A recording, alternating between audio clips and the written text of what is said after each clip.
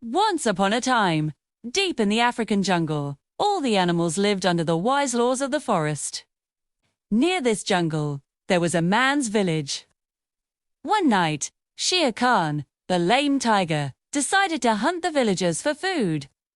He attacked the village with a mighty roar, his sidekick, the jackal, following close behind.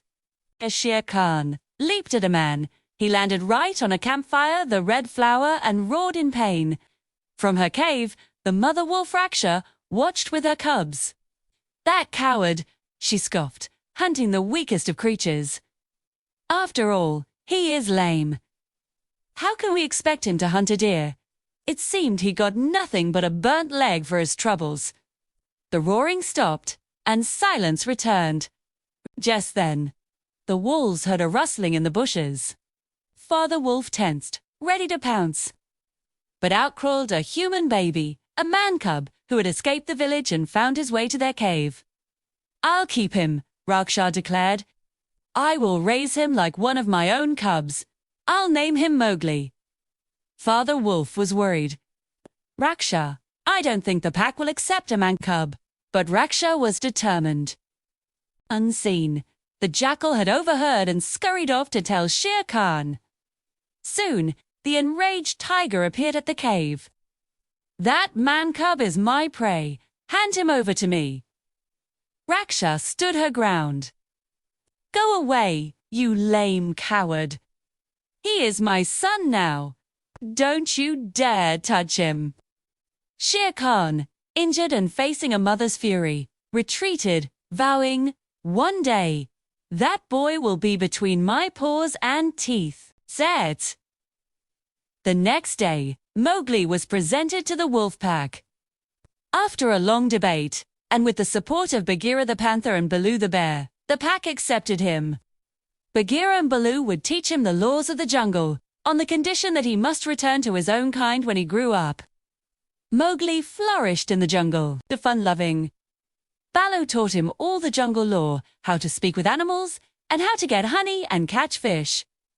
The wise Bagheera taught him self-defense and reminded him of his human roots, telling him that one day he would have to go back to the man village. Mowgli grew to love the forest and became friends with all the animals.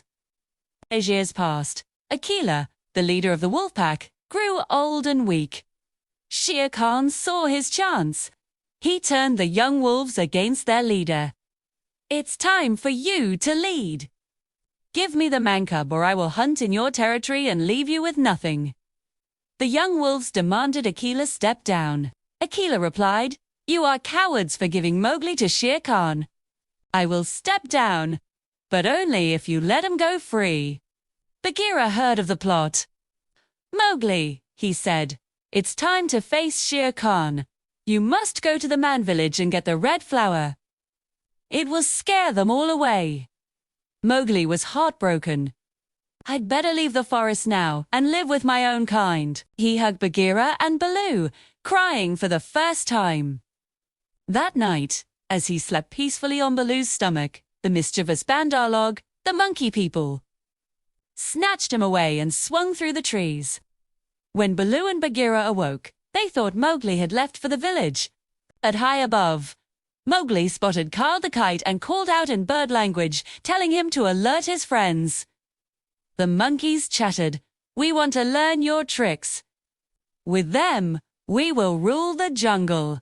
Karl delivered the message. "They've taken him to the cold Lairs, the abandoned city." Baloo said grimly, "Those monkeys are too dangerous. We need Kaz's help." They found Ka, the great python, and convinced him to help. At the ruins, Bagheera launched himself into the monkey swarm, but he was quickly outnumbered. "Hide in the pond," he yelled to Mowgli. Then Baloo charged in, but he too was overwhelmed. Just then, Ka appeared with a long, low hiss. The monkeys scattered in terror. Ka broke the dome where Mowgli was trapped, freeing him. Then began a hypnotic dance, and the mesmerized monkeys followed him away. "This forest isn't for me anymore," Mowgli said sadly. He bid a final goodbye to his friends and left for the village. The villagers were afraid at first, but a kind woman named Mesua took him in. "Come, my child, you can stay with me."